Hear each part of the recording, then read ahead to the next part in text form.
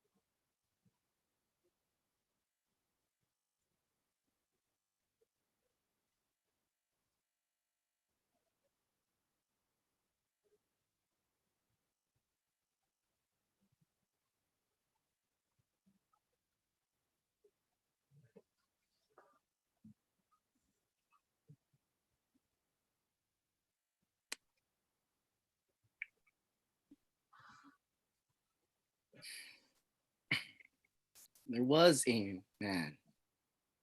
His name was William. Was a great explorer, or so they said. Sailed a big ship and used his white skin as a passport to anywhere he wanted to go. And he landed shit right in the history books, dropping anchor in time. And he was not a good man. But what is a good man?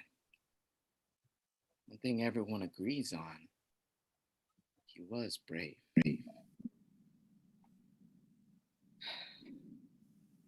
My name is Jeoly, and you probably never heard of me. The Painted Man, and the Painted Prince, maybe. And because of William, I never really got the chance to be a good man or a bad man. But I was brave. And I want you to know that. I was brave in a way that William never had to be. I was brave. Now, I never felt quite like myself, never in the right place, right time. It always got closest when I was out at sea.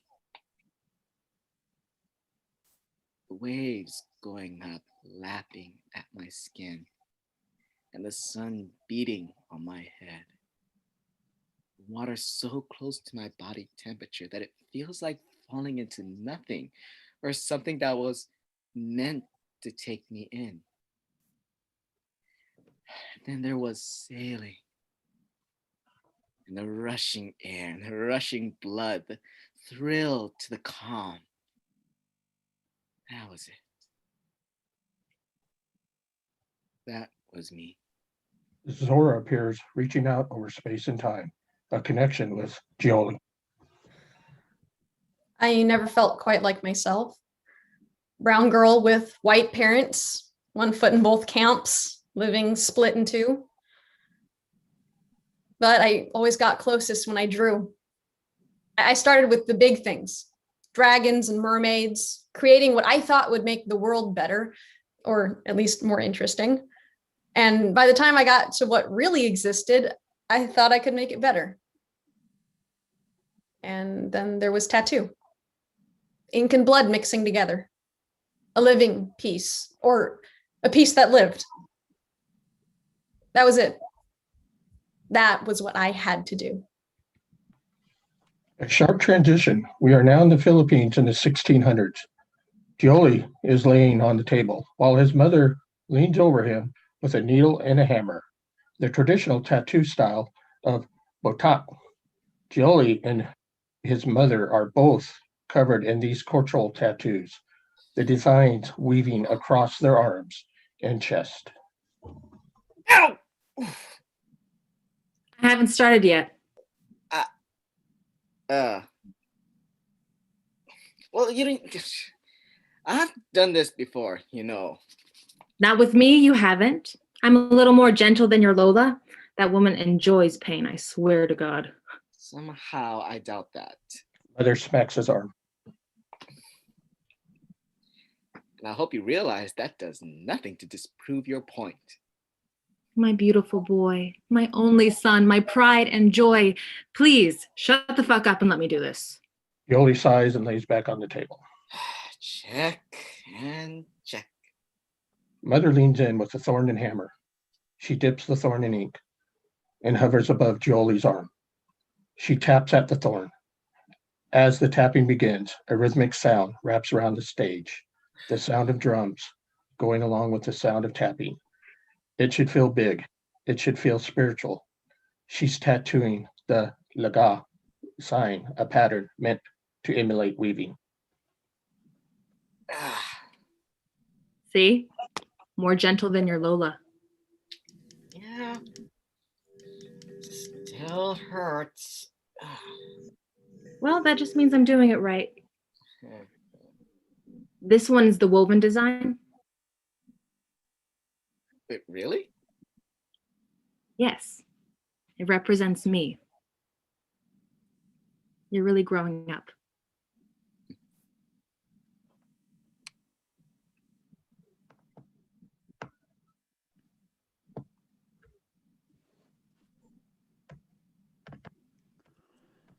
Zora.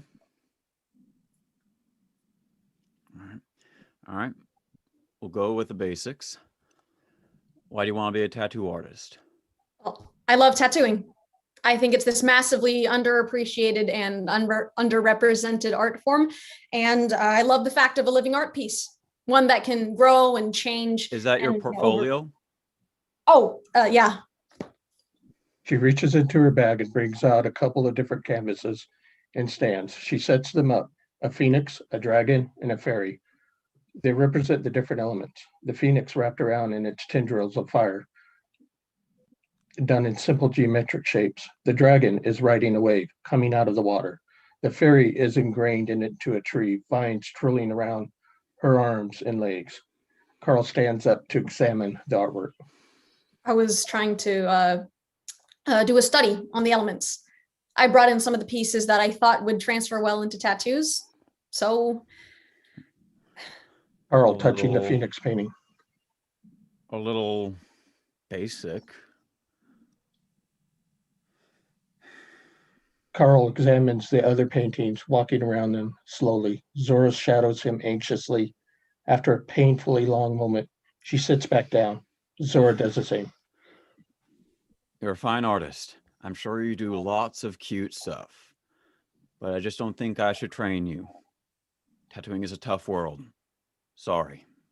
Zora stands up. She leaves. As she leaves, she passes who's tattooing a client. Zora's taken in by this, a frozen moment in time, as Zora watches Judy tattoo. She's freehanding it, and it's incredible. The rhythmic sound of the bat, and it wraps around the stage. The sound of drums.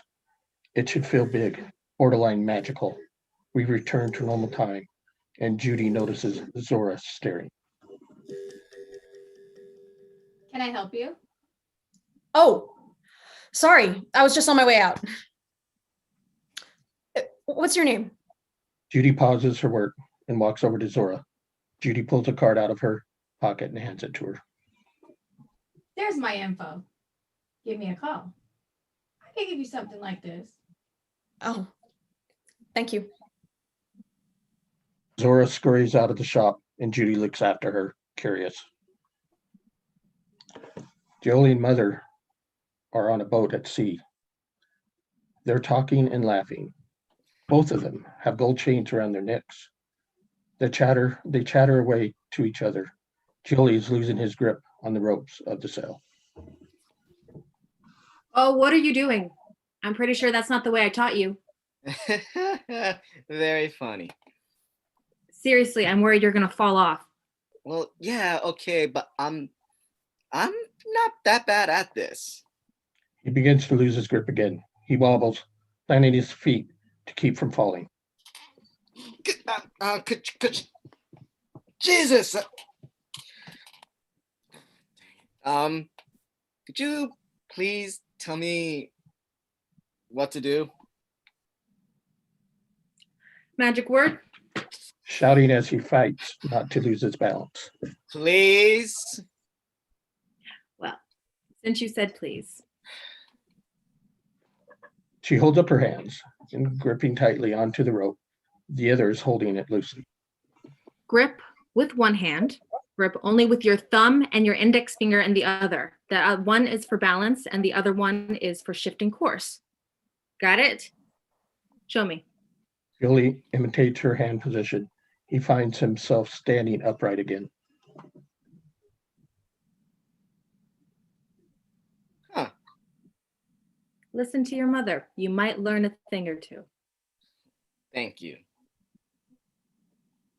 Really. There's no need to cloak, though. Oh, is there? Mr. I'll just go with Lola. Mr. I know what I'm doing, Mr. I never do anything. Yeah, I get it. But you better hope I don't tell her you said. There's a sound of rifle being fired. What was that? Suddenly, Moody boards the ship with a rifle. He shoots it once in the air. He waves it at them and begins yelling in English gibberish. Mother screams. Jeoly starts toward him, but Mother catches his shoulder. She puts his arms around and surrendering. Reluctantly, Jeoly does as well. Boat. Trying to stay calm. We mean you no harm. Goddamn boat. Jeoly slowly reaches for his gold chain. No sudden movements. Takes it off. Drops it to the ground. Mother does the same. But Moody does not move for the gun.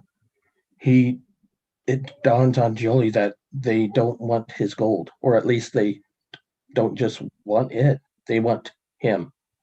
They want his submission.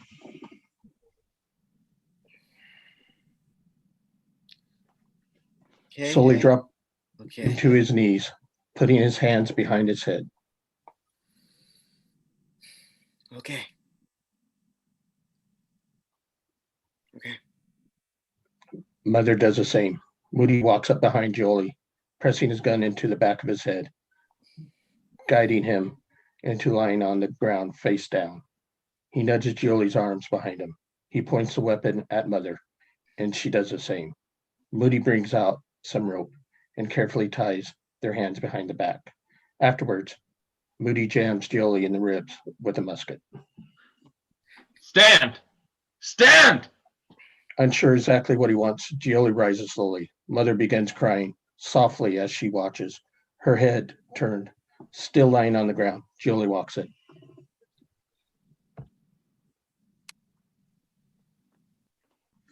In front of Moody, who points a musket squarely at the back of his head, Moody marches him into the unknown. Zora walks into the tattoo parlor. She spots Judy. She taps Judy on the shoulder, putting out a hand. Zora, hi, nice to meet you again. Nice to meet you too. Judy gestures to the client chair, and Zora sits. Judy takes the tattooer's chair across from her. This is the one you emailed to me. Is this a good size? Judy holds up the template. It's a mushroom growing on a log. She shows the roots running deep. Yes. Oh my God. Yeah, that's perfect. Cool. Where do you want it? I was thinking right here. Oh, good. That'll look real nice. Judy puts on her gloves. She grabs a bottle and squirts a clear liquid onto the transfer. She rubs the stencil onto Zora's arm. They chat while she does this. So, where'd you find this? I drew it, actually. Really? Yeah. I'm an artist. Well, it's pretty good. How's the stencil? Is that where you want it? Yeah, that's good. Oh, that's really cool. Judy brings out the tattoo gun. The drums hum in the background. Okay, go ahead and lie back. You ready? Yeah, go for it. Judy brings the tattoo gun to Zora's shoulder. The drums get a little louder.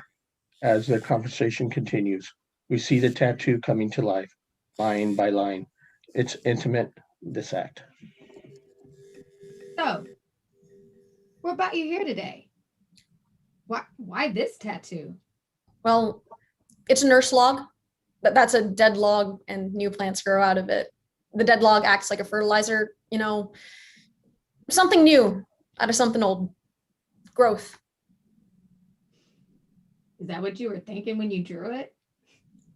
I was mostly thinking about the shape of the log, to be honest. Well, I appreciate the sketch. It feels a little strange to be doing someone else's work, though. That's part of why I came here, actually. What do you mean? Well, I was here the other day and I saw you tattooing. It was the sun, but with the face of a woman, and you were freehanding it. I don't think I've ever seen someone freehand a tattoo, and I thought it was really beautiful. That's very kind of you. I was actually wondering if you have any openings for an apprentice. Why'd you draw this? The moss. Oh, geez, this feels like a test. Honestly, I saw it in a forest and I really liked it.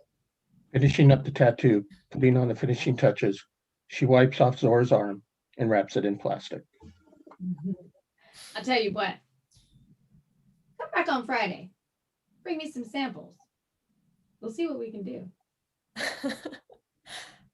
Judy leaves. Zora's alone. I've been waiting for something like this.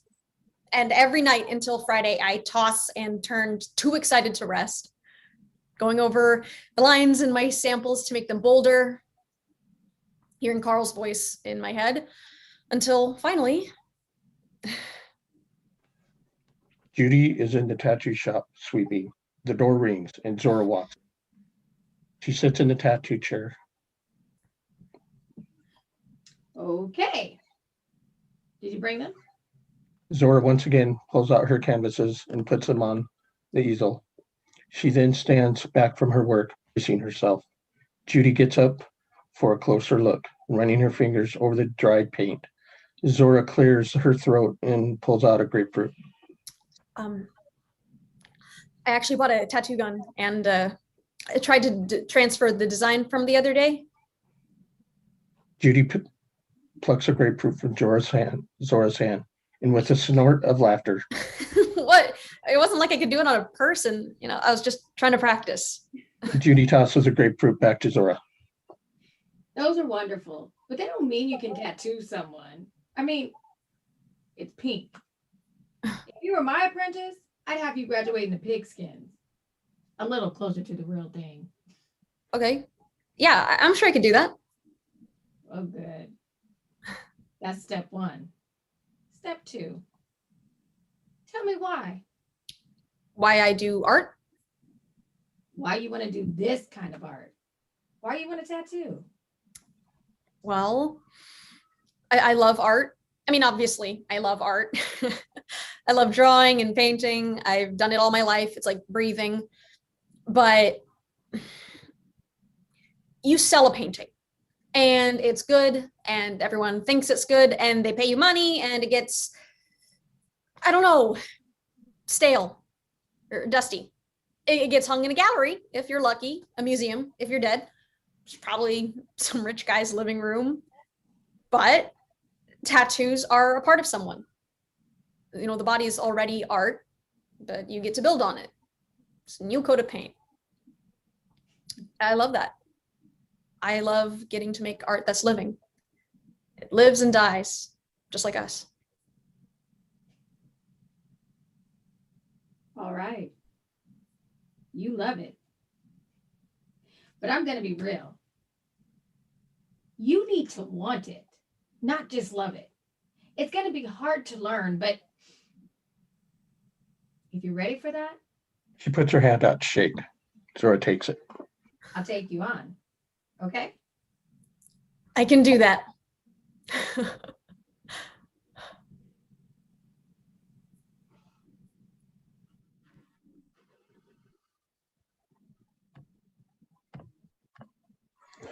Jeoly and his mother are on the bow of the ship. Their hands and feet are tied. Jeoly puts his head on mother's shoulder. We'll be okay. I'm not sure we will be. Mom, I love you. Just in case.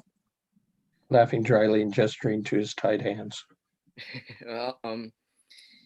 well, you better, because I'm obviously not going anywhere. This is serious. I know. I'm scared. Me too. Moody and William enter the room. Moody gestures to Jeoly, and Mother William makes his way over to Jeoly and Mother. He gazes at them, examining.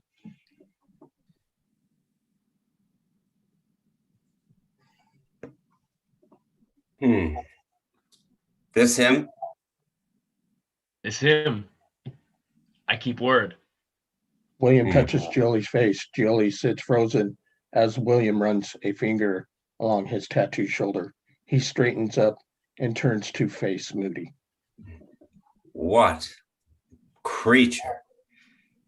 Marks are fascinating. He's skinnier. Said, however, Ridiculous. Plenty muscle. From island. Might not show. same. Overcharge. And pull over me? And her. By him. Her too. Deal. Unfair. Be able to find some use for her. Want them or not? Think first. Time ticking. Set sail soon. Use woman for. Don't care. One of your sailors? Suppose. But worth money.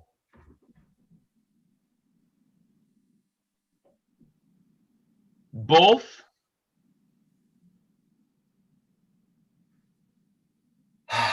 discount on, boy. Damn it, William. Offer boy. For business.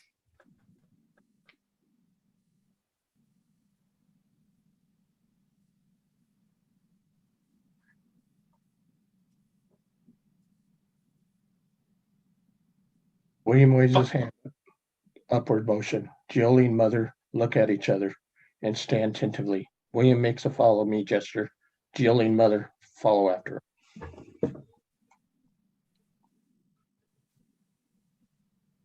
What just happened? I think we're with him now. Carl is at the shop after hours. Judy is too, wiping down her station. This is clearly a routine, and comfortable silence settles over them until it's broken. So, any more of those free cover-up guys lately? Look, you don't like them, but they deserve a second chance. Throw the first stone and all. I mean, sure. When I mess up, it's not that hurtful. I take them most of the time. I take them most of the time. Okay? And it's not a huge deal. Excuse me? It most certainly is a big deal. And I also just don't get why they should get it for free. Like they messed up. Maybe they should pay us. It's just a part of the program, okay? And every tattoo shop on the block is in the program. We look bad if we're not in it too. Fine. Just take those guys if you can, please. Mm-hmm. By the way, I took on a new apprentice today. I didn't think you were taking anyone on. Changed my mind. Well, you gotta run that shit through me first. What do you think I'm doing right now? All right. I'm listening. Anyone I know? About that. I took on Zora. Carl stops sweeping. She came to me first. I turned her down. Yeah, you mentioned that. But then she came to me. And I figured that part was my decision. Technically, yeah, what you do is your business, but this is my shop. This is my fucking shop. Everything that comes out of here has my name all over it. Okay. Well, Judy, I turned her down. She seemed bummed. It feels like you're saying I was wrong. I'm not saying you're wrong. I'm taking in someone. And if it's someone who you didn't, well then, maybe I see something that you don't. We have different eyes, you know. I guess. I'll be honest, Judy, I'm not sure I'm okay with this. I just thought she was really new. She can draw and paint all the pretty pictures you want. Tattoo is the job. And if it's bad, then we're bad.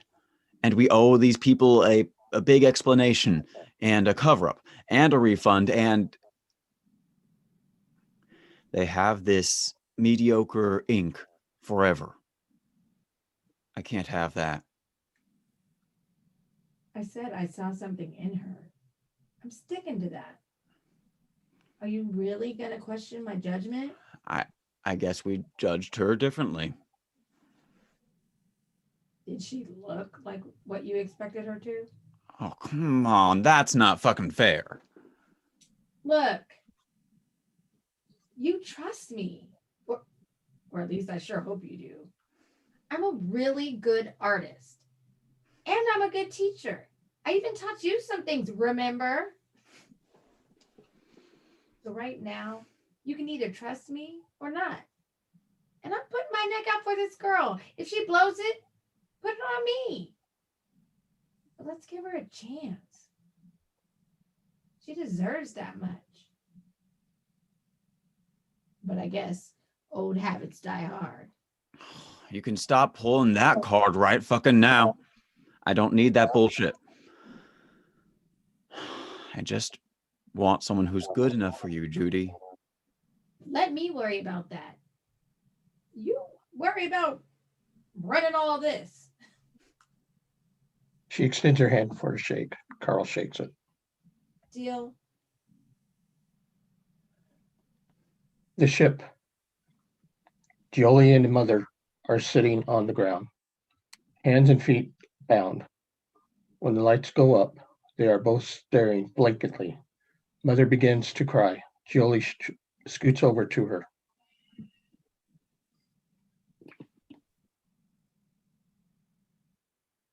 Mom? I'm fine. I'm fine. I'm fine. Mom, where? I don't even know what we are or where. But we'll be okay. I just didn't think. Most of my family just died of old age. It wasn't scary like this. It was at home. I thought that'd be the way I'd go too. Mom. Stop. Don't even. You can't think like that right now. You're right. I'm sorry. Scene change a few days later.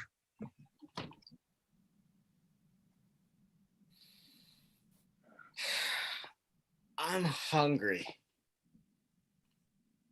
I know. You mentioned. And where is he? Did he forget? Is that possible to forget something like that? And I didn't think it was possible to just take people, but here we are.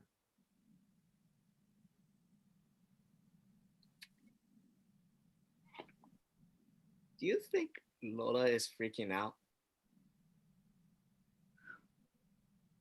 I think your Lola has passed the stages of a freak out and is moving into the stages of grief. Do you remember what it was like when Lolo died? A mess. Oh. Yeah, okay. Yeah, she was. But after that, with time, she was okay. Jeoly inches close and feels around with his hands. He finds Mother's hand and puts a head on her shoulder. Shift. The ship. Mother has found a stick and she is fiddling with the rope around Jeoly's wrist. Is it working? I can't tell. Maybe. You can't just do it randomly. You need to find the individual strains and pull at them. Okay. I think I found one. Yeah, yes. Oh, okay. Oh my God, we might actually get out. We might actually get out. The door slams. William stomps into the room. Hell do you think you're doing? Mother scrambles away from Jeoly, but William gazes and already following her. Stupid bitch. He moves as if to hit her, then stops himself. He pulls the stick out of her hands, roughly, and then leaves, slamming the door behind him. There is a frozen moment in time where Jeoly and Mother stare, horror-struck. Mother collapses into the floor.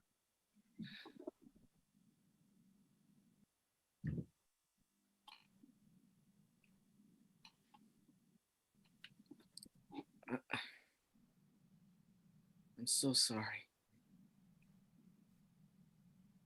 I'm gonna tear him limb from limb. I can't do this anymore. I can't fucking do this anymore. Shift. Jeoly passes a wet rag onto Mother's forehead. She sighs, and turns over. Jeoly.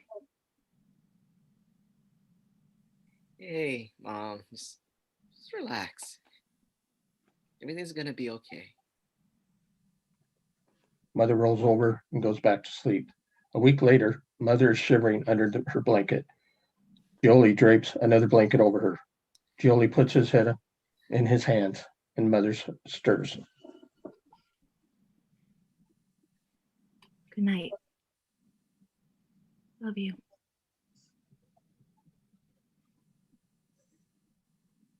Good night. Love you too. Mother sighs deeply and rolls over. Jeoly puts a hand on her shoulder. A week later, Mother is gone. Jeoly holds her dress in his hands. He presses it to his chest. William walks in and watches quietly. He puts a hand on Jeoly's shoulder. Jeoly smacks it off.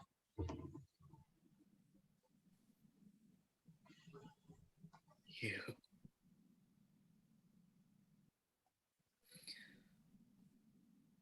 Who the hell do you think you are? She died on your ship, under your nose. You bought and sold us. Get out. Get out.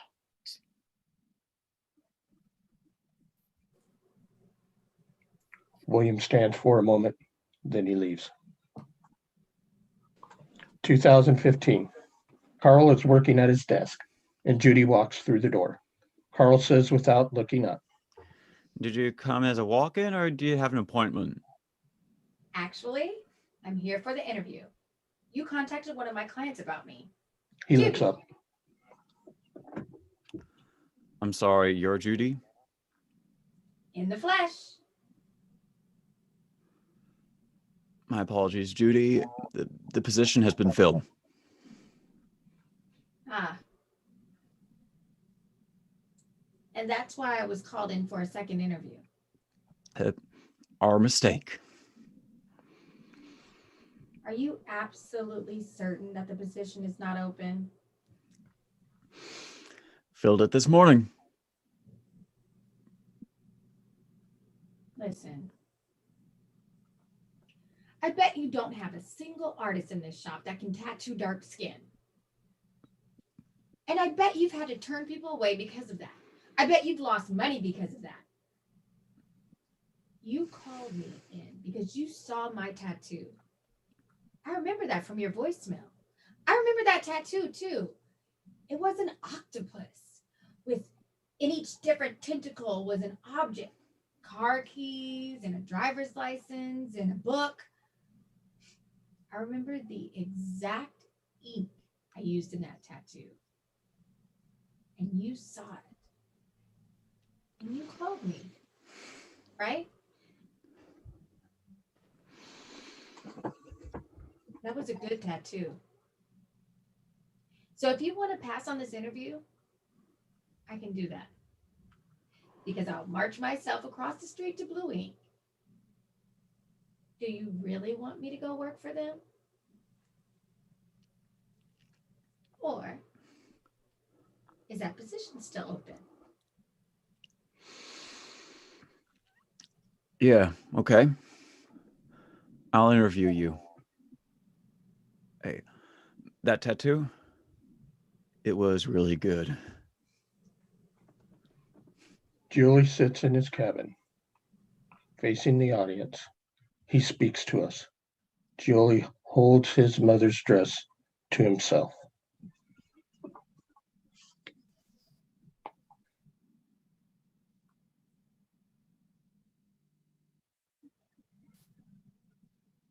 Your language is strange and harsh. I've started to pick up phrases and words, but it feels odd in my mouth. Like my tongue chasing itself around. The man who took me And mother, he's William. William.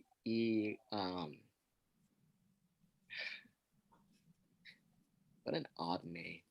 William opens the door slowly and stands in the doorway. He comes to me once a day at least. William steps closer to Jeoly. He likes my tattoos. He's fascinated by them. He touches me. William runs a finger along Jeoly's skin, tracing the tattoos. Jeoly stands perfectly still.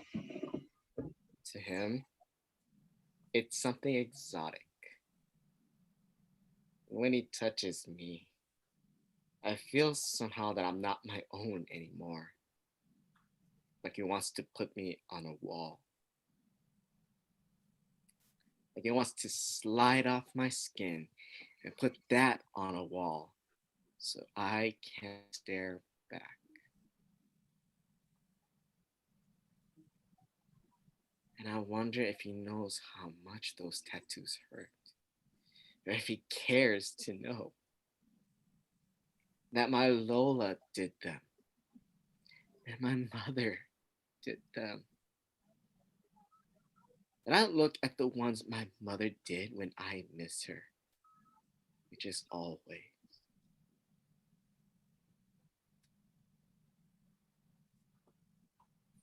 Probably not.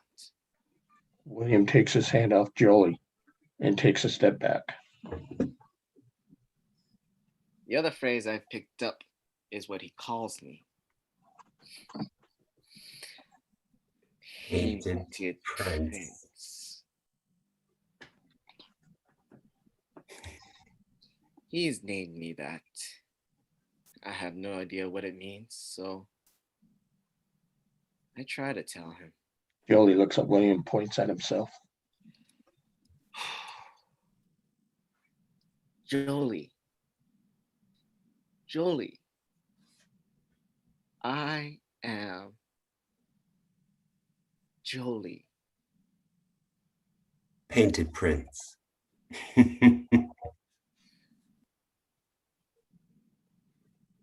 After months of travel, Jeoly and William land on shore. The air is wrong. It's cold. I've never been this cold before, and William brings me everywhere. William steers Jeoly to the middle of the crowd, and they stand on a pedestal. William brings him to every crowd. He lets people look him up and down at 5 pounds a pop. The more interesting thing that they've seen in years.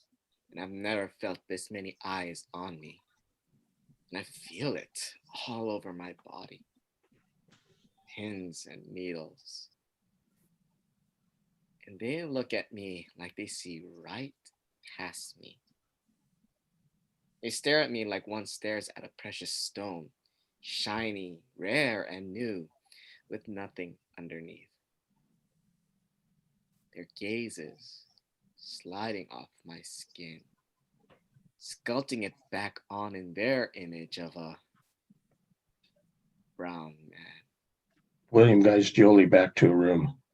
The crowd, the noise fades away. They are alone again. William touches Jeoly's cheek softly and turns to leave.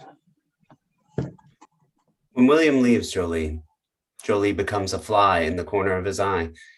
He simply ceases to exist in a tangible way, skirting barely on the edge of his consciousness. With the awaiting, William leaves. Jeoly is left alone. He finds his mother's dress. He cradles it in his hands. Judy is sketching out a tattoo design. Zora is watching, her eyes following as Judy sketches her way across the page. Judy, we had a client come in to request you. Sure. What do they want?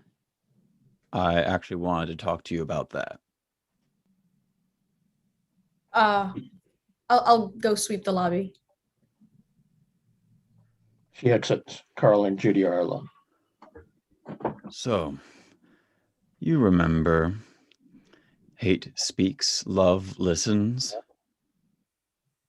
It was the one that offered free cover-ups for, you know.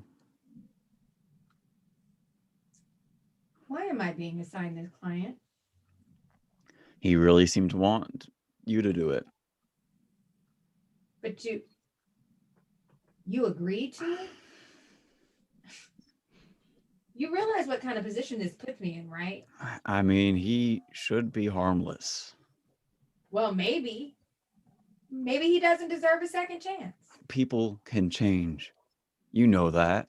Yes, Carl, people can change.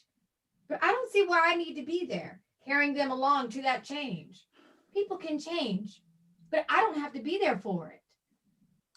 Judy, a lot of the people who come to the shop are bikers. They fucked up too. Good for them. Judy, please. This guy really wants you to do it. And business hasn't been great this week. He'll tip you. How do you know that? Trust me, he'll tip you. Judy is disinfecting the tattoo chair while Zora follows her around, pacing maddeningly. No, he has no right to make you do something like this. He has no fucking right. Look, he didn't make me do anything. I agreed to it. Yeah, sure. After he guilt tripped you. And what the hell is that? Treat your employees that way. I know. Well, okay, then why are you? I don't really know why I'm doing this. Maybe because he asked me. Maybe because business is slow this week. Maybe I just actually wanted to see what it was like. But no matter what, I'm doing it. Please, stop interrogating me. Thank you. Doug enters the room. He looks around nervously. Hey, are you Judy? Judy gets up and shakes his hand. Yes. I'll be your tattoo artist today. Take a seat. Doug Did doesn't he move.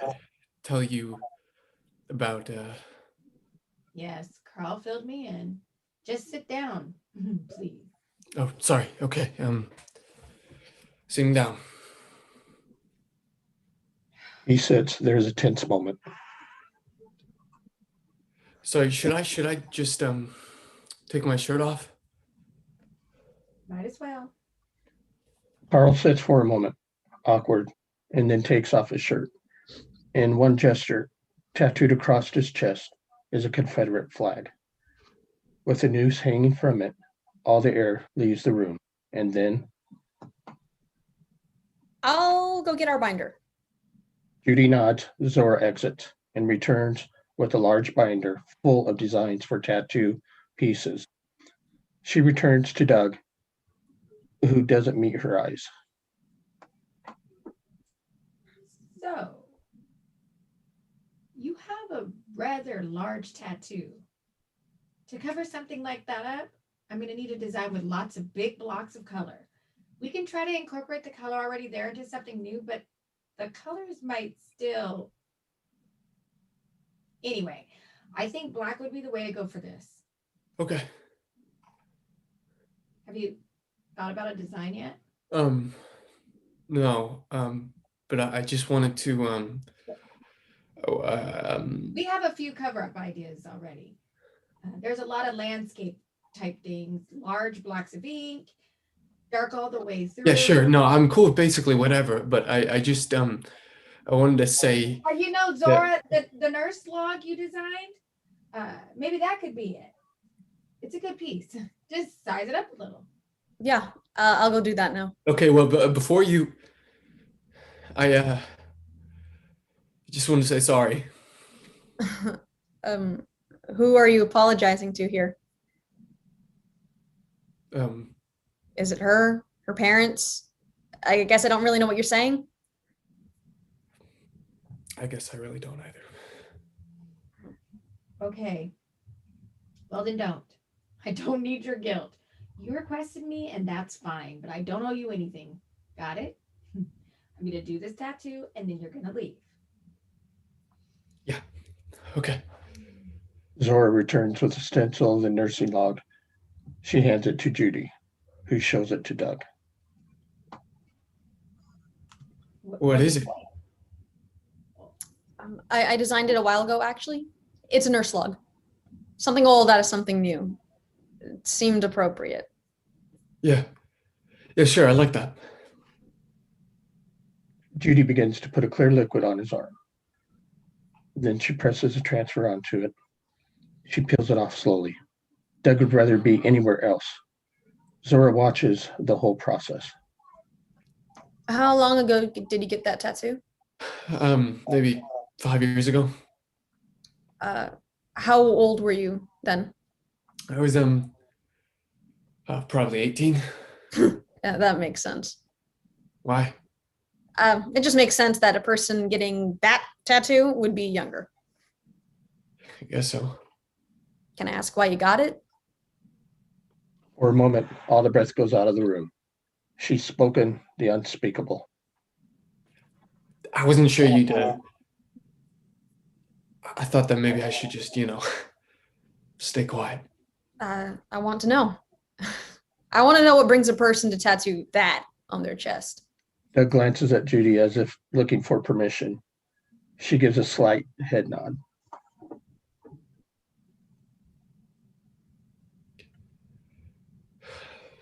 I don't know. I mean, I know it was me, but it was so long ago, and I'm sorry. That's not an excuse. When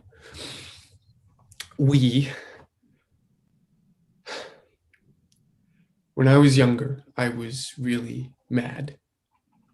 Probably at my parents or my shitty job or whatever, but also at myself, if that makes sense. I didn't like myself. And I found these forums online, and I just went deeper and deeper into this, I don't know, this fucking spiral. Something. I hated it. I fucking hated everything. And so it helped. Feel good about being white, like we were better or something. And I was always like a European history nerd, so it was, Europeans have done great things. It wasn't always hate. Sometimes it was pride, but my God, it became so gross. And I know none of that can go away. But the least I can do is cover up that stupid fucking tattoo. Zora and Judy stare at him. Neither of them quite knows what to do with this information. After a moment, Judy just goes back in on the tattoo. The sounds of drums and simple physical work filling the silence between the three of them.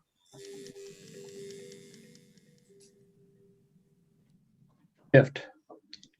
Doug has just left. Judy sits in a chair. She puts her face in her hands. Zora comes up to her.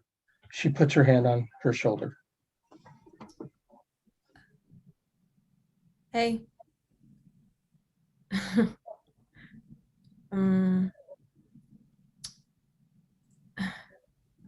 How are you doing? Why did you ask him?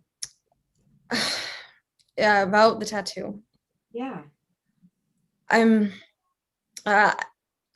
I guess I just wanted to know. Yeah, well, maybe next time just don't. Yeah, Judy, I didn't even. Sorry. Shit. I'm really sorry.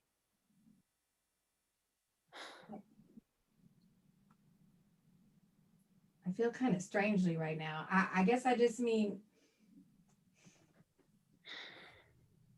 you don't know. Or at least you don't quite know what that was like. Yeah. Yeah, that makes sense. I should ask. I really am sorry. Judy is beginning to tear up. That flag. It means something different to me. To think that guy just hated me. I guess, and when you asked, I didn't want to feel bad for him. I wanted to hate him. That would have been easier. I just. Zora pulls Judy into a hug.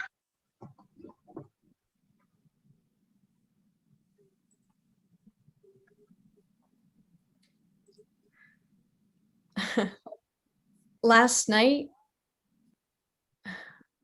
I fell down an internet black hole about the history of tattoos. And when I saw it, lines curving up and down, circling from side to side, and tracing patterns from head to toe, making these bodies look more like bodies than anything I've ever seen. And then I saw the caption, Filipino tribal tattoo. Julie enters. I've never felt quite like myself.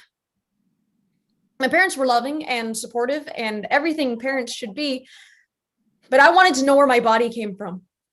The origin of my hair and nose and skin. The Philippines were some far off island until I found you. She looks at Jeoly. The drums, the ancient noise, begins at once. The crescendos, and Zora must speak over it to be heard. It's the sound of the beginning. You. The secret to my DNA. To everything. The first man to bring tattoos to Britain and the sailors who brought it to the seas, and then America, passed down from person to person, was Filipino. Had my hair and nose and skin. Art, of course, is an outpouring of oneself and does not belong to anyone. But I feel that the ink belongs in my hands. And I have every right to it. You do. They make eye contact for the first time across time and space. They reach for each other, all wonderstruck, lights out.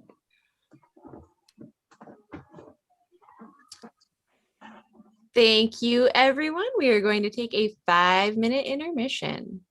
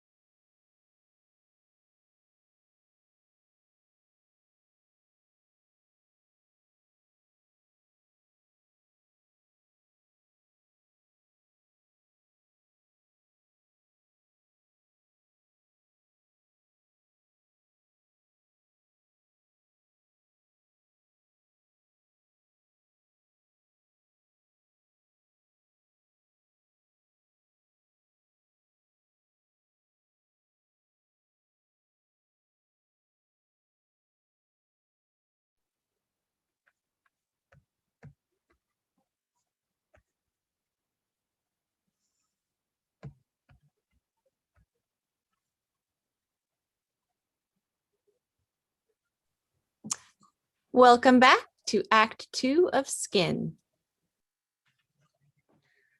Zora is sitting cross-legged on the ground, Jeoly across from her. I was looking for a way. Out of the prison made of William and all the other eyes holding me captive. A way forward. Someone to see me and push me. And after a while, I found comfort in dreaming of someone who's better than what was before.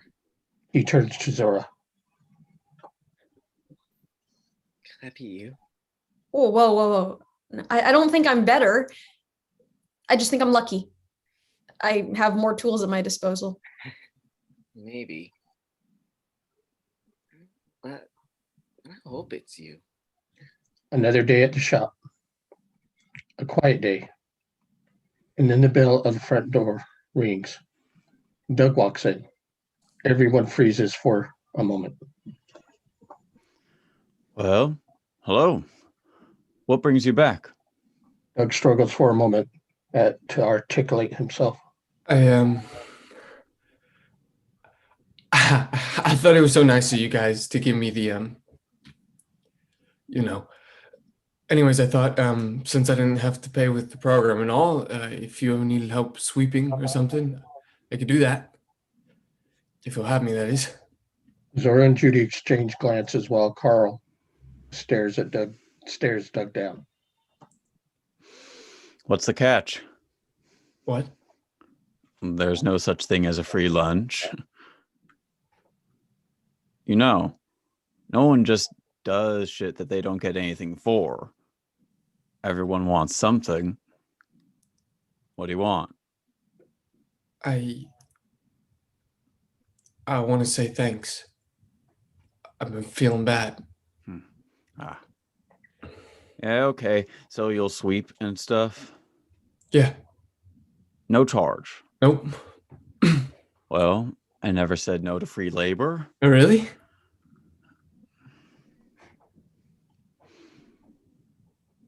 My shop, Judy.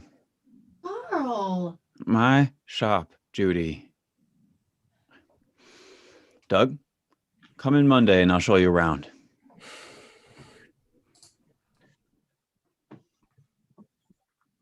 Jeoly sits on the ground in his cabin. He's fumbling to put his belongings in a sack. He is dressed from head to toe in several layers of clothing. He carefully ties the bag. He starts walking towards the door. Hat pulled down over his face. He's a few feet from the exit when William walks through it. Evening. He stops and stares at Jeoly. He peers closely. Take off your hat. Jeoly makes a break for the door. William catches him and tears off his hat. When he sees Jeoly, he lets forth a shout of rage. You cannot leave, painted prince! William ties Jeoly's hands behind him with a rope.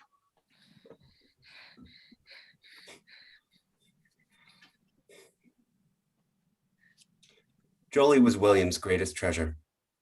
A sun-tanned pet from the world beyond, but he was also more than that. William was in debt because he was a pirate, not a hero. He had spent every cent he ever made as soon as he made it. So he loved Jeoly in his own way, but it was more than that. He needed him. William and Jeoly stare at each other down like a challenge. William breaks first. William then leaves, slamming the door behind him. Jeoly takes a moment, shaking with grief. He then stands up, the rope falling away. He tears off his shirt and traces his tattoos with his fingertips.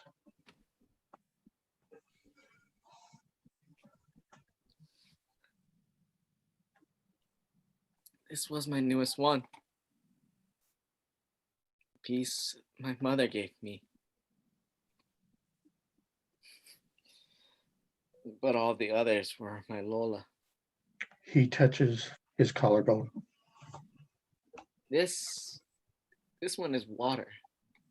And she did it when I was just 13. Because I was always in the ocean on a sailboat sometimes, but usually just swimming or just staring out at the waves. He runs his finger down his arm. This one was just after I turned 15, and it took 2 hours. And and 3 different bamboo sticks because they kept breaking.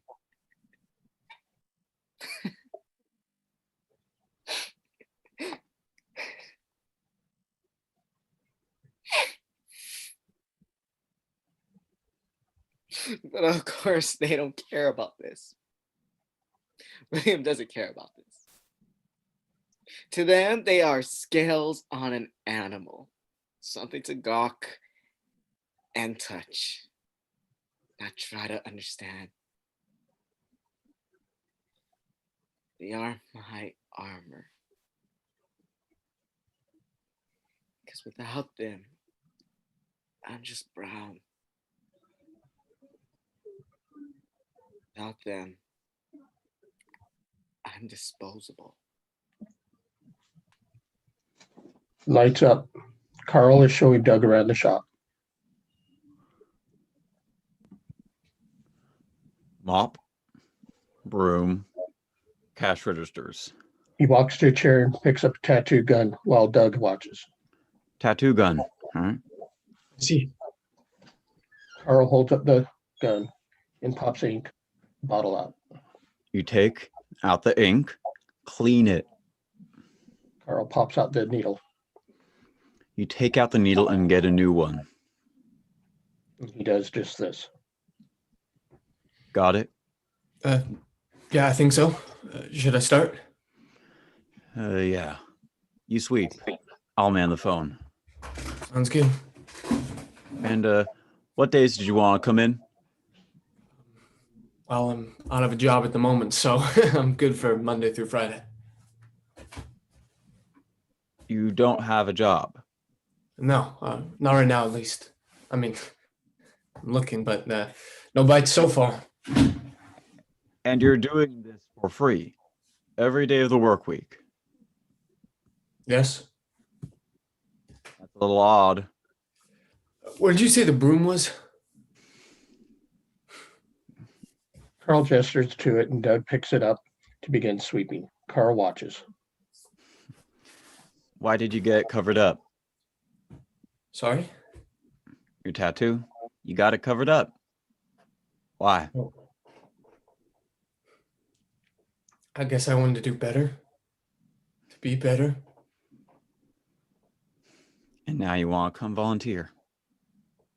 Yeah. Like I said, be better.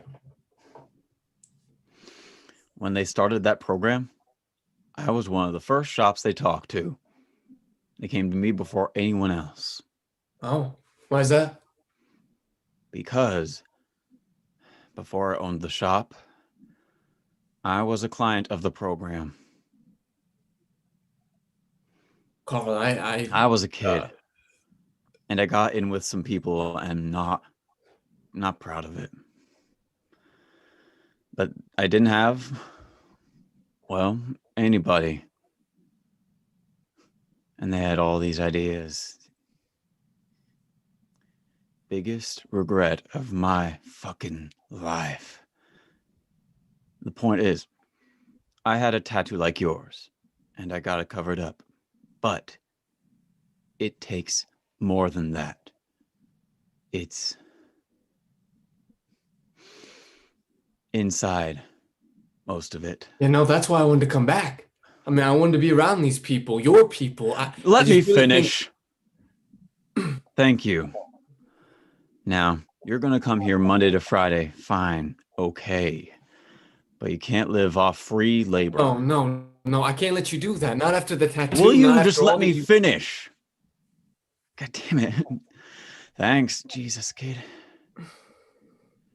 You'll work for free 2 days a week. But the other 3, you're getting paid, okay? No, don't argue. Just take it. Let me do something good for a change. Thank you. Or makes a non-committal grunt in response. Really. Thank you. Doug goes back to sweeping. And one more thing. When I was where you were, I was with some people. And if we're as alike as I think we are, you should get out. The pair go back to working in silence.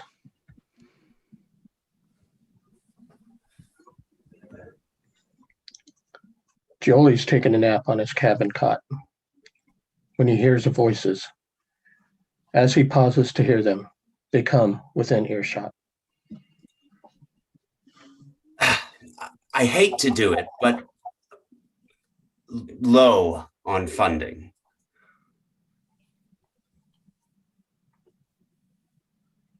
Yeah. Any leads? Yes. Ooh, tell me. Tavern. Looking for freaks. Jeoly moves away from the door, from the voices. For a moment, he gasps for breath, and then silence. Present. Zora and Judy are in the shop after hours again. Zora's bent over a pigskin, carefully filling in a design with a tattoo gun. Judy comes over to check on her progress. That looks good. Your lines are way steadier. How's your hand? Holding on without tension, like you said, just like drawing. Did you know that some of the first tattoos came from the Philippines? No, I didn't actually. Yeah, they did. The first man to make it to Britain with tattoos was Filipino. His name was Jeoly. Make it to Britain? Yeah, captured. Anyways. Zora makes a flourishing touch and then pulls back to admire her work. It's a cartoon-like bowl of pancit. She holds it up to show Judy. I'm impressed. That will look awesome on a flash sheet or something. Seriously? Like, you're not just saying that, or... I wouldn't say it if I didn't mean it. I always say what I mean, okay? Yeah. Okay. I think you're ready. I'm sure you heard about the apprentice tradition, right? Wait. You think I can give myself one? Seriously? Yeah, I think you can. Oh, holy shit! Holy shit! Holy shit! Oh. Okay. It's a big deal. Yeah. Just don't get too carried away or anything, okay? Small design for your first time. Do you have a design in mind? This might seem silly, but I actually want to do my pancit bowl. It's like a Filipino thing. Nice. Zora begins prepping the materials and Judy assists, looking for new ink for the tattoo gun. Yeah. Do you think this one's dark enough for my skin? Where do you want it? Pointing right above her right knee. I was thinking right here. That way, if I mess it up, I can hide it. And if it's really good, I can show it off.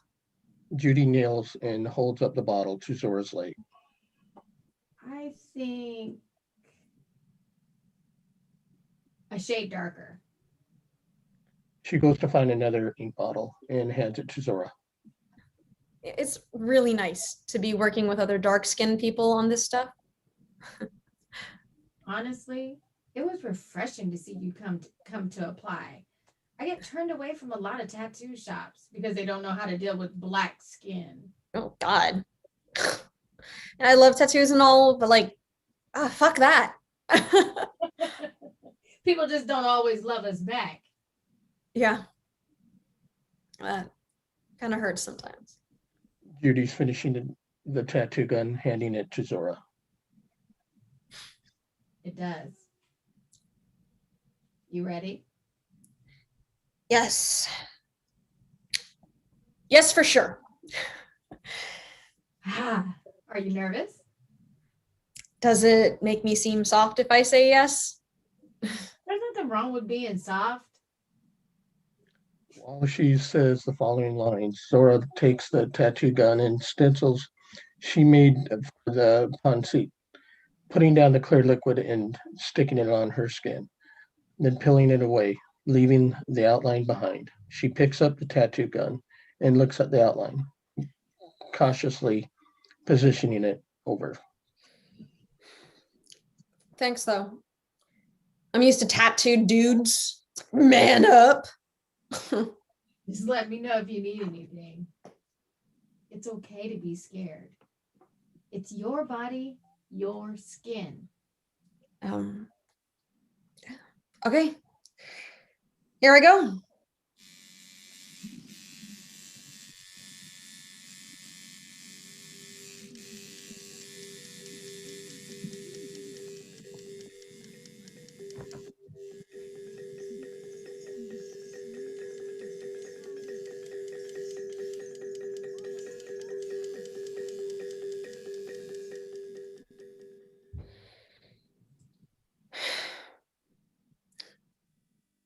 The shop.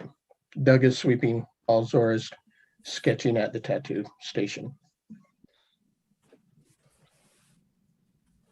Hey. Hey. Me? Yes, you. Doug. Come here. Doug obeys and sets the broom down. What's up? Hey, check it out. She holds up a sketch. It's a sunflower, except the flower is drawn as the sun. Wow. Yeah?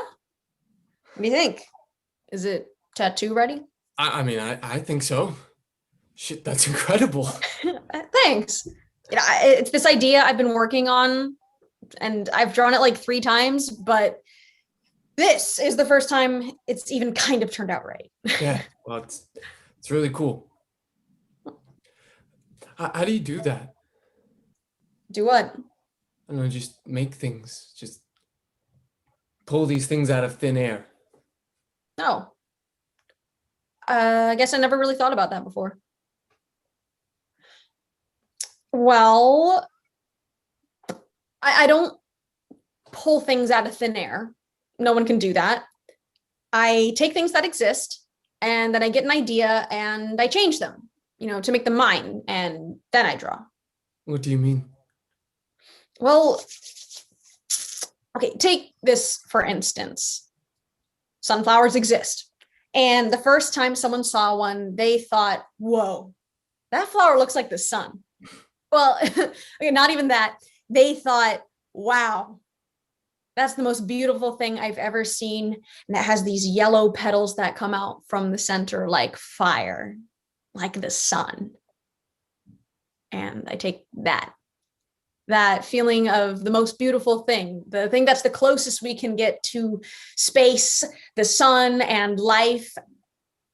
And I draw that. That's, I mean, that's amazing. I've always wanted to do things like that, and what you do and what Judy does, and I wanted to be able to do that. Like, yeah, okay, it's a flower tattoo, but it's also it's, I don't know, what's the word? It's the essence, I don't know what I'm saying. No, you're right. It's the essence. Yeah, that's what it is. Yeah, I've never had someone ask me about this stuff before.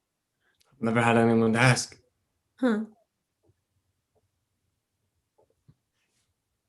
Would you like this tattoo? What? Shit. I don't know. I can't exactly afford it. Oh, no. That's the thing about knowing an apprentice. I literally can't charge. Isn't that cool? Okay. Okay. All right. Well, then, Hell, sure. I'd love to have that tattoo. Hell yeah. Just finish up here and we can get started. I have been needing a needle guinea pig anyways. What was that? Oh, nothing.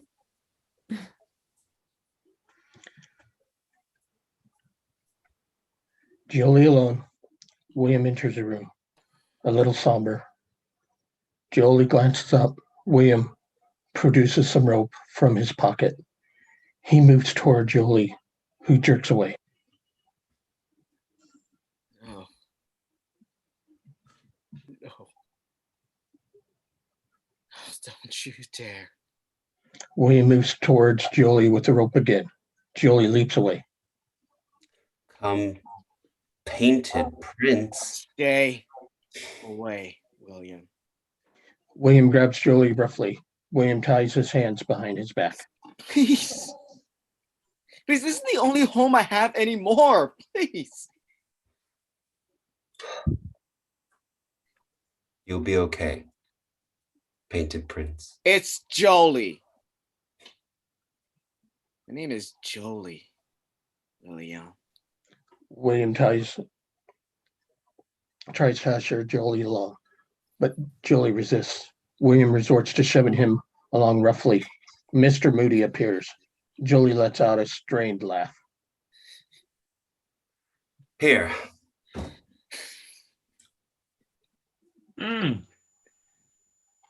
You follow through.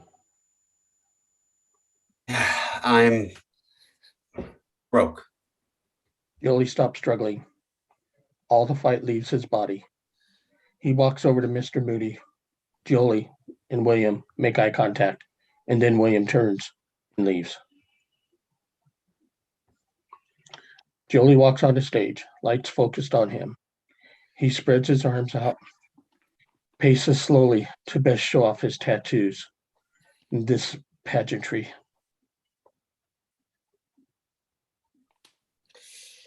The tavern is my home now.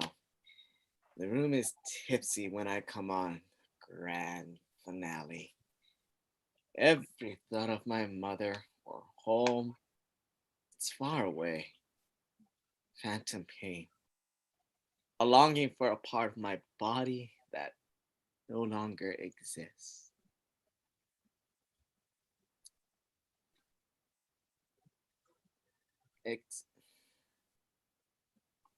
Except sometimes my belly is full, and the laughter of the white men sounds happy and not mean. I can almost feel the sun on my skin and hear the waves crashing to shore. I'm still here. I still exist. I will keep hope alive in a part of my chest that they can't gawk at. For as long as I can. The shop. Zora's sketching with Judy watching her.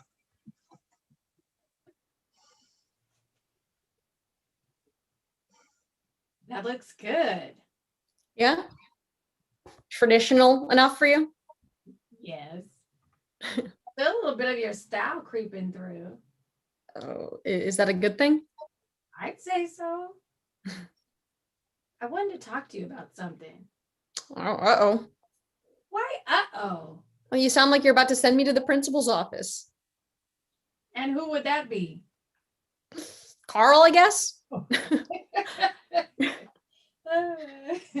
I was actually thinking, you've been at this for a few months.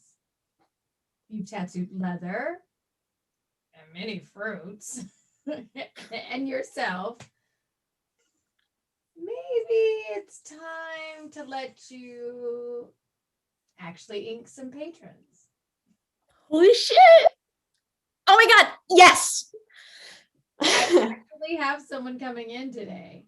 He wanted a good deal and was better than free. Okay. Oh, The bell rings. Judy looks up. I bet that's him. Stay right here. Judy walks out and then returns with a man.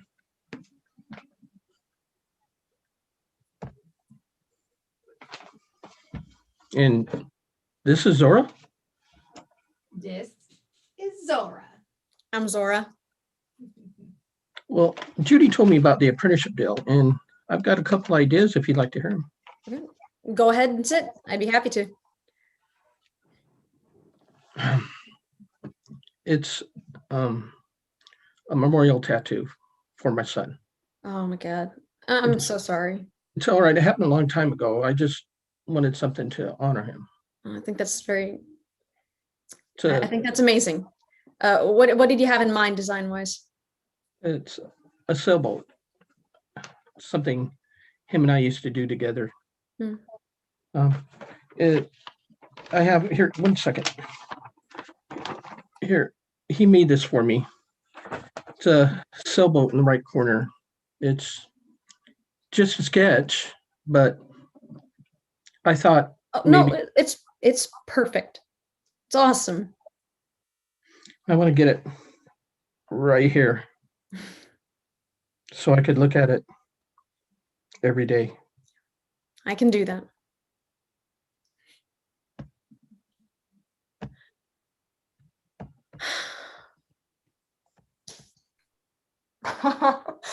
I tattooed my first client today. Seriously? That's incredible. How did it go? I mean, as far as a first time tattoo, I think it went pretty okay. No screaming aimed at me, so I'll call it a win. You're doing it again. Oh, sorry.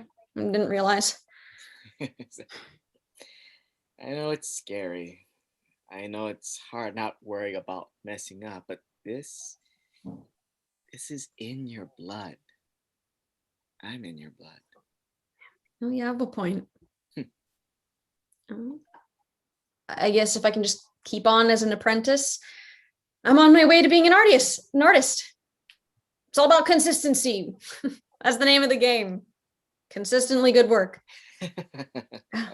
Maybe. You're nearing the end, you know.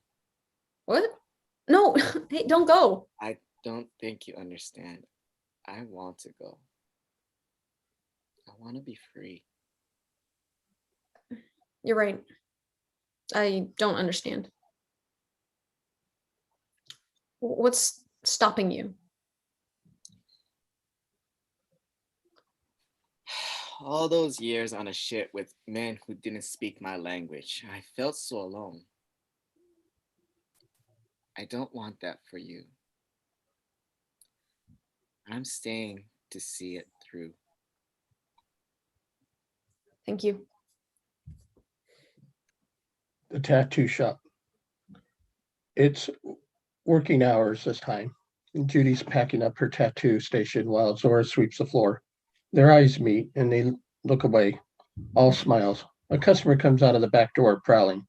On his way out of the door, he slaps Judy on the butt. What the fuck? What? What? You just... Hey, get the fuck away from her right now. You must have the wrong guy. Carl comes I out of the didn't back. do anything. All right. What's with all the noise? Okay, this fucking lowlife touched Judy.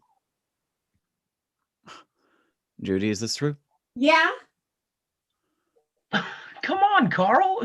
You gonna believe this bitch over me? Hey, you better shut your fucking mouth right now. Or what? Carl, do something. Please. Please.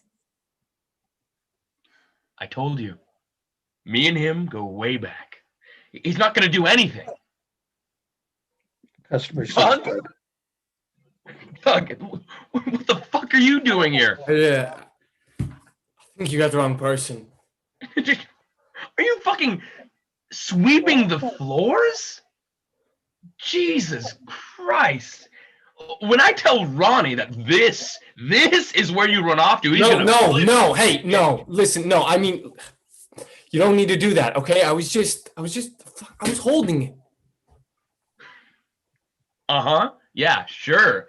Look, I don't really give a shit if you're moonlighting, but I've needed extra cash too now and then. But what I want to know There's a is Judy why you're Zora. working for these type of people. These Get out. fucking... Come on, Carl. You wouldn't. I know that. You know what this means for me and my buddy. What, to find a new place? Did you hear me? That is my employee. Get out. Wipe that stupid look off your face and get out right now. Carl barrels towards customer, and customer scrambles for the door.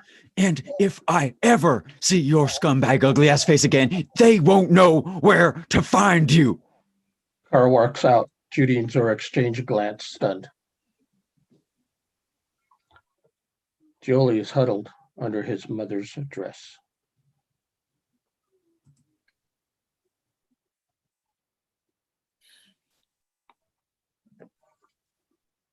I ache all over, and I shiver even under piles of blankets. I think it's this place. So far from home that the cold flows down to my bones until my marrows freeze over, till I turn into ice from the inside out. William came to say goodbye, I think. William appears. He crouches next to Jeoly and holds his hand. He reaches out to smooth Jeoly's hair. Or whatever it is in his language. I've hated him for so long. It was nice for a warm hand to hold while my blood freezes over. William lets go of Jeoly's hand. He stands up. William lets go. Right before the end, while Jeoly is slipping away, he lets go. William turns to Jeoly. Goodbye, painted prince. William exits.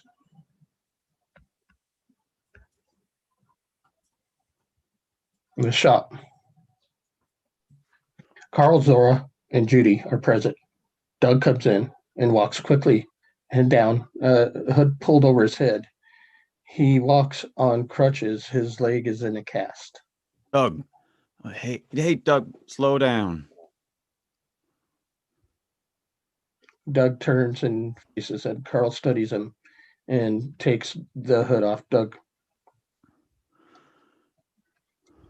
and revealing his bruises on his cheek and eye. What happened? You have to do this here. It's been 2 weeks, you little shit, and we haven't seen hide nor hair of you. What the hell? Seriously, Carl, can't we talk in private? Tell me. Right now. They found out, okay? And I got beat pretty bad. That's what you get for leaving. But it was worth it. And I'm not going back. That's all. You done interrogating me now? Carl pulls Doug into a hug. After a moment, Doug hugs him back. The shop is closed, leaving just Judy and Doug. Him wiping down the seats and her flipping through the flash design binder. An awkward silence hangs in the air. They never been alone together like this. So, you took quite the beating, huh? Yes, ma'am. I'm not a man. Do I look like a man to you? So knock that off right now. What the hell did those guys do to you? They took turns kicking. One of them I think I owed him some money. He stomped on my leg, so. We got hit too. Bricks in the window on the shop, threatening phone calls, nasty Instagram comments, the works. Well, you'll heal up, right? No lasting damage. I don't care about any of it. It was worth it to get out of their little club. I'll take a broken leg any day over being in debt to them. Is that why you were with them? You owed them money? No. My parents kicked me out when I was 16. And I guess I thought they could protect me. And I guess at the time I agreed with what they had to say. I see. I'm really ashamed of that. That's what counts, though. Shame? No, not exactly. Realizing you were wrong. The taking a beating over your pride, everything you've done here so far. I know we got off on the wrong foot. Judy extends her hand to shake. Nice to meet you. Doug takes her hand and shakes it. I'm Judy. I'm Doug.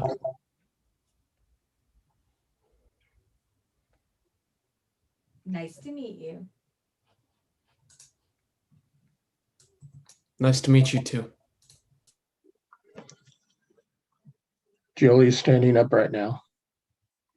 He is no longer sick, but strong, and staring intently out at the audience.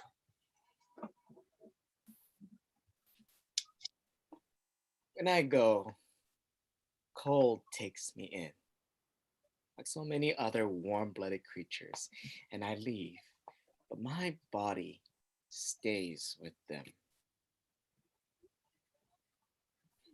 He faces forward and spreads out his arms and legs. Spread eagle. William and Moody approach him on either side, red paint in their hands.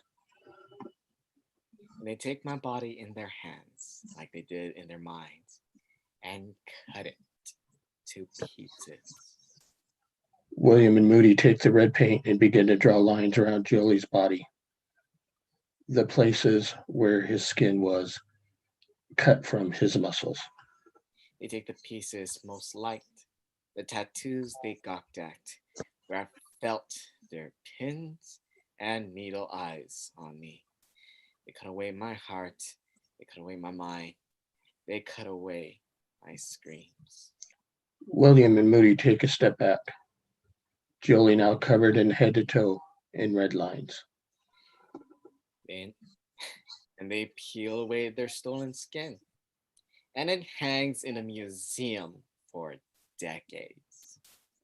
Whatever was left of me there, my old vessel, my mother's favorite drawings, crumbles to dust. William and Moody exit.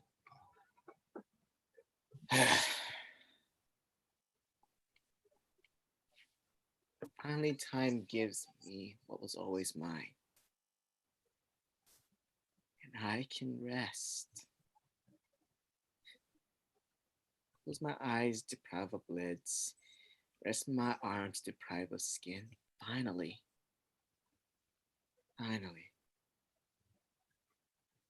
Free. Mother appears. And I rest with my mother. Safe and warm. Sun above my head. Sand beneath my toes. I sleep. I dream of better. Zora appears. Jeoly and Zora embrace. Mother gives Zora the bamboo and thorn and ink. Zora receives. This is sacred. This is time passing. This is wrongs beginning to heal, gently scabbing over as the decades roll by. Jeoly and Zora embrace, and then Jeoly and Mother walk off stage hand in hand. The shop. 2 years have passed. Zora and Judy are poring over a sketch pad, and Carl is sweeping. The bell chimes. A customer walks in.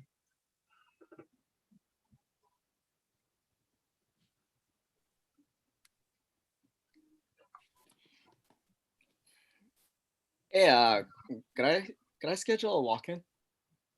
Want to take this one, Zora? Yeah, sure. Do you know what you want? Honestly, I was wondering if I could have any suggestions. Well, that depends on a lot of things, but here. Zora takes a thick binder and hands it to Jeoly. He opens it and begins flipping through the pages of design. Whoa. We've got a lot of options. That can be a little overwhelming. So, do you have a category or anything? Well, it's my first tattoo, so something simple. Maybe something with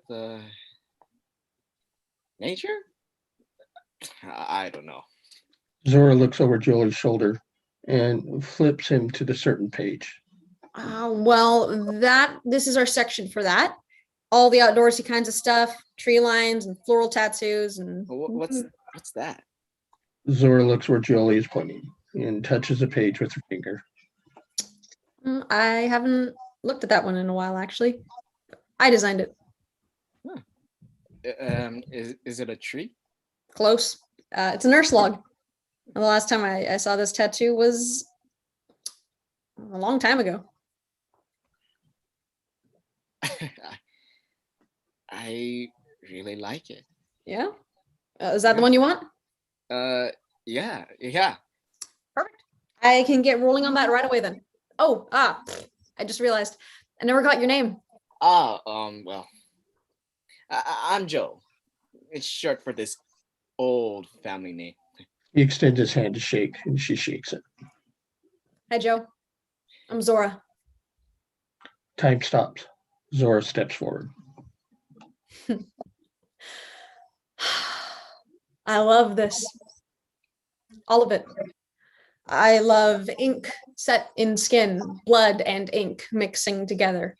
Art bleeding into life, a pain with a purpose, which is against the nature of pain itself, which is defined merely by being.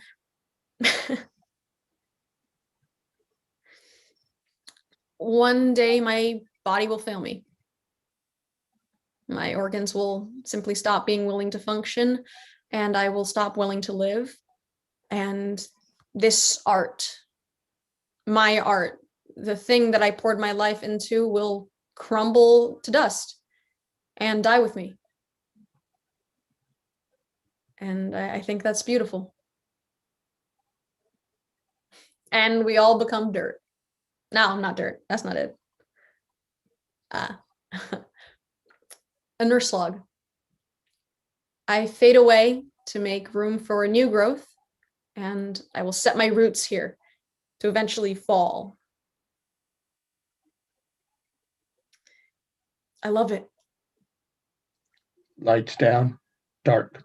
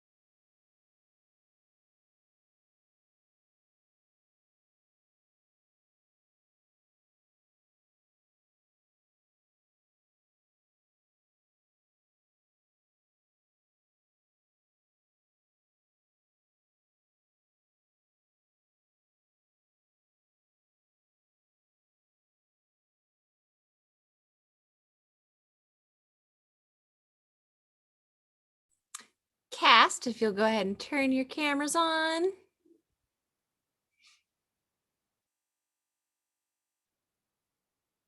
Thank you all so much for joining us this evening for Skin. We hope that you all stay healthy and stay safe. Thank you. Have a good night.